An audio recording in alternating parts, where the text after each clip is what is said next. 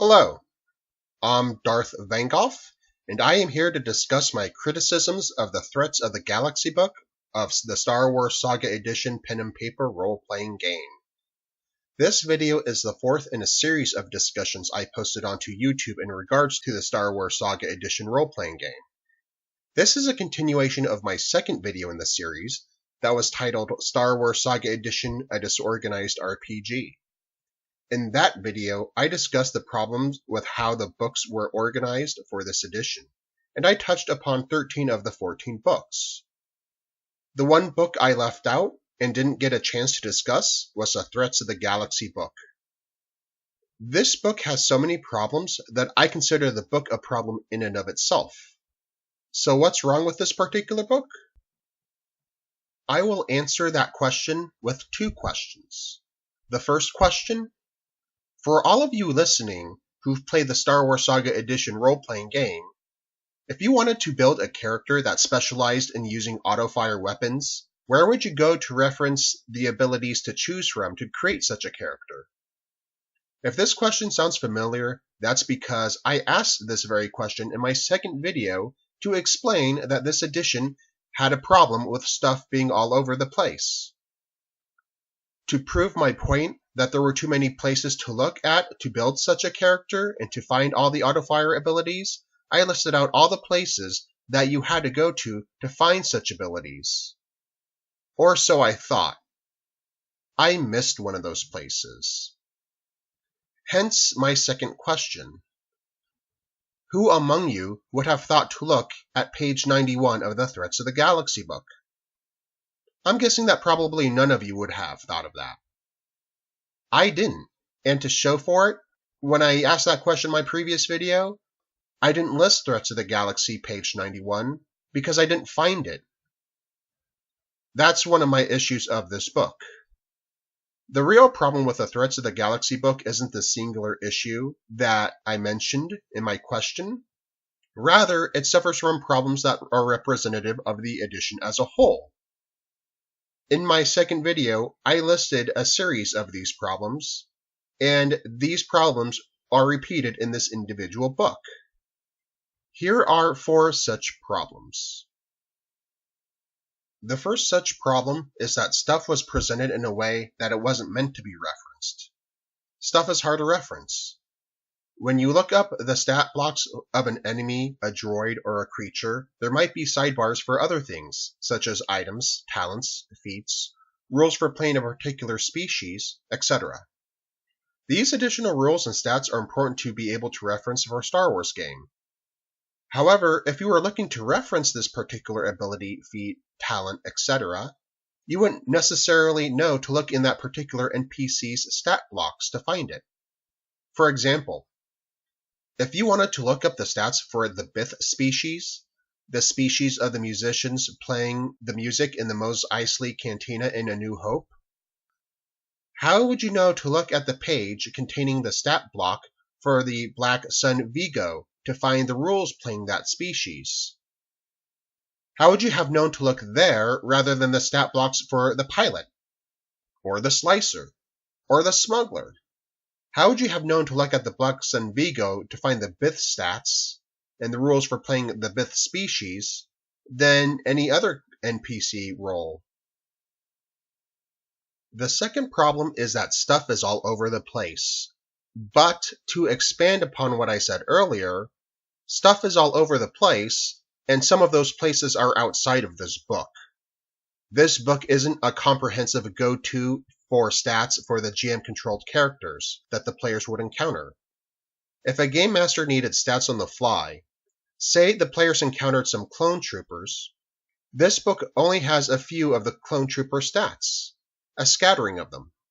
Most of the clone trooper stats exist in the Clone Wars book, which makes sense, but there's also some in the core rulebook, and you can even find the aged clone trooper veterans in the Force Unleashed book.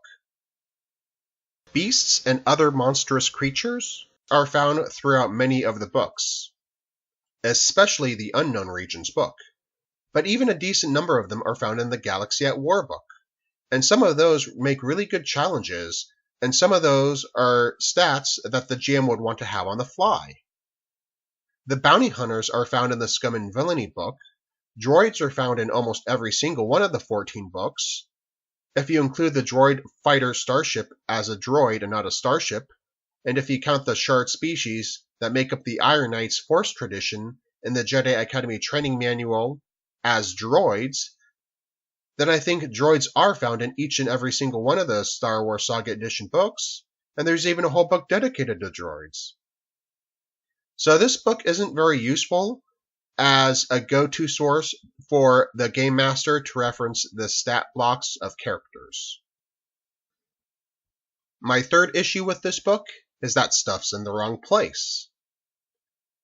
This edition has other books that I call the Era books, and those books contain stats for individual characters that are found in those eras. And the Threats of the Galaxy book should be a reference source for stats for generic NPCs, or non-player characters. So why is it that stats for specific characters that are found in particular eras, which belong in particular era books, found in the Threats of the Galaxy book? Now, this book does contain stats for generic NPCs, such as the Merchant, the generic Soldier, the generic Infiltrator, etc. But it also has the stats for the Dark Lady of the Sith, Lumia, when her stats actually belong in the Jedi Academy training manual. Bosk is in this book and not the Rebellion era book. His stats would have even been better in the Scum and Villainy book, since that's where all the bounty hunter stats are found. Jango Fett is here rather than the Clone Wars book. Bail Organa, Talon Karrde, Darth Maul, the clone commander who tried to kill Obi-Wan Kenobi, their stats are all in this book, and not the books that they belong in. Not to mention that some of the talents, feats, abilities, items, and species found in the sidebars in the stat blocks sometimes belong somewhere else in particular. In some instances, the information found in those sidebars had specific other places where they belonged. My last issue with this book, the last issue that reflects the problems that I mentioned of the edition holistically in my second video, the last of these is that this book doesn't incorporate other books well. It is the third book, and with the exception of the sidebar rules for the new talents and feats, and rules for playing species, this contains stuff only found in the core book. The second book was a starships book, and the threats book didn't utilize any of the starships found in the starships book because the starships in the threats book were all unique ones that had their own stats. So this book only drew from the core rulebook. Even when the information in the sidebar was for something that was reprinted in a later book, such as the Cortosis Gauntlet that the Imperial Knight uses, these sidebars don't draw from anywhere else. Most of the stuff from the Scum and Villainy book isn't here. The stuff from the Scavenger's Guide to Droids isn't here. The feats and talents from the Galaxy of Intrigue aren't here. There are so many options to create and flesh out a character that are found in this edition that simply aren't found in this book. This edition could have used the Threats of the Galaxy 2 to utilize that information, but alas, the only times that items, abilities, feats, and other special abilities that are found in other books are utilized in other books are in those individual books. So all the character options from Galaxy of Intrigue are found only in the stat blocks for characters in Galaxy of Intrigue, etc. Of the 4 points that I made, there are 2 that I can't elaborate on more. That is, stuff's all over the place, and this book doesn't incorporate other books well.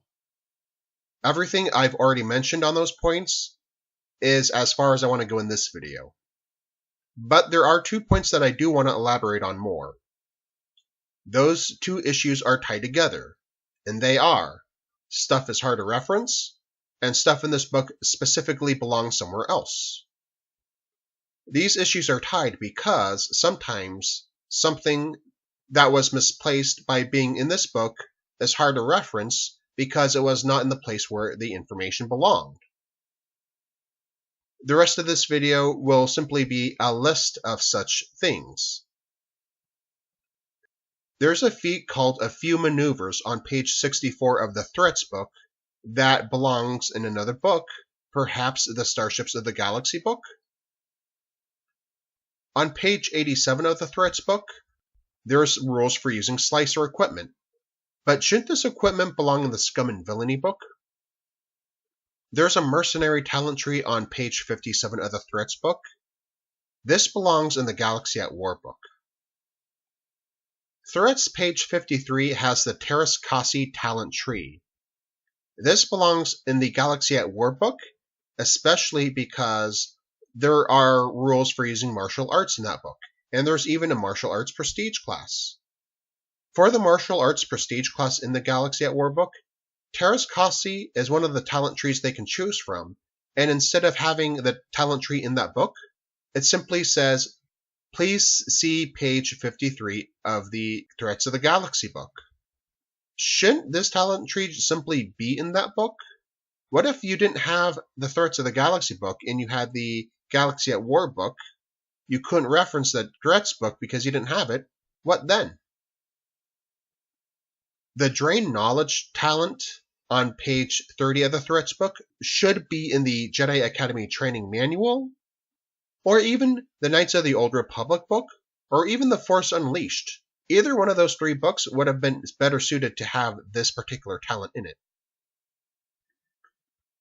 The Malachite Poisoner talent tree on Threats page 13 should be in the Scum and Villainy book, the Galaxy of Intrigue book, or the Force Unleashed book.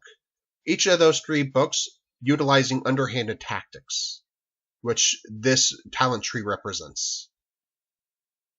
The Suppression Fire feat on page 91 of the Threats book should belong in the Galaxy at War book, or it belongs in the Clone Wars book. Either one would have been better. You could even argue that it belongs in the Rebellion era book, just anywhere but here, anywhere but the Threats book. The Hard Target talent on Threats page 95 should be in the Galaxy at War book or the Rebellion era book. The Rebellion era book being where there are other abilities that utilize the Second Wind ability. The Momentum Strike and Mounted Defense feats on Threats page 127 should be in the Unknown Regions book, but could also be in the Galaxy at War book because both of those books have a lot of mounted animals. Just to note for this video, I will not be including the Stolen Form on page 81. It does not count as a misplaced talent because it has been errated out of existence. The Sith class was errated to have access to the talent tree that the Jedi have. Since many Sith which contributed to the Sith tradition were previous Jedis, the Sith don't steal the forms from the Jedi, the Sith simply have that training in their tradition.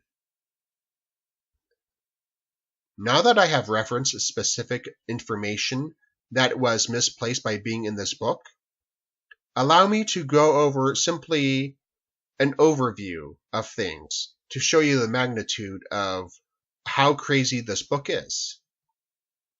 I am going to list for you all the pages that rules for playing new species are found in. So these following pages are pages that give you the rules for playing individual species. And these are pages within the Threats book. Page 26, page 31, and keep in mind the species on page 31 was reprinted in the Knights of the Old Republic book.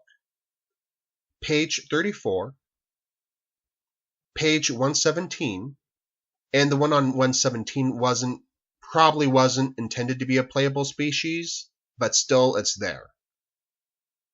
127, 153. So that is about 6 different pages where you can find rules for playing new species on. Keep in mind, every other book that contains species usually has a section towards the beginning for new species. Not here. This book, all these rules for playing all these species are spread out throughout the whole book. Now, most of the other books for Star Wars Saga Edition have a section for equipment. And even if equipment isn't its own section, it's usually in a player options section. Here are all the pages in the Threats of the Galaxy book that contain rules for using new pieces of individual equipment. Page 13, page 17, page 19, page 36, page 37, page 45, page 54, page 77, page 84, and I think the one on page 84 was reprinted somewhere else. Page 85, page 87, page 103, page 134, page 142, and the one on page 142 is a Starship modification, but still I'm including it here because I have nowhere else to include it. Page 146, page 159. That's 15 different pages that have new rules for using new equipment, but that's not necessarily 15 new pieces of equipment, since some pages have more than one piece of equipment on it. To wrap up this video, I am going to make one last point that represents the problem not just with this book, but I also want to tie it to the problems with this edition. And this problem has to do, of all things, with Mandalorian armor. One time, I was running a Star Wars Saga Edition game, and I was helping one of my players create a Mandalorian character. And as I was trying to get that guy equipment, I was looking for the Mandalorian armor. I remember seeing the Mandalorian armor, and I remember that it had special rules against lightsabers. So I wanted to go find that armor, so he could have that. So I looked through the Knights of the Old Republic book, and I found a template on page 77. And this template was applied to armor, and it was Mandalorian manufactured armor. But this Mandalorian manufactured armor did not have the rules that I remembered seeing, so I looked further. I looked in the armor section and I didn't see anything. But what's worse is, on page 201 through page 202 of the Knights of the Old Republic book, there are even more armors in addition to the armors listed in the armor section. And as I looked through there, I found the Mandalorian armor. But these armors still didn't have the rules I remembered seeing. So I looked further and further, and I simply couldn't find the armor I remembered seeing. So what I did is I ad hoc'd rules for armor going off of memory and based the custom created armor off of one of the armors I found in the Knights book on page 201 through 202.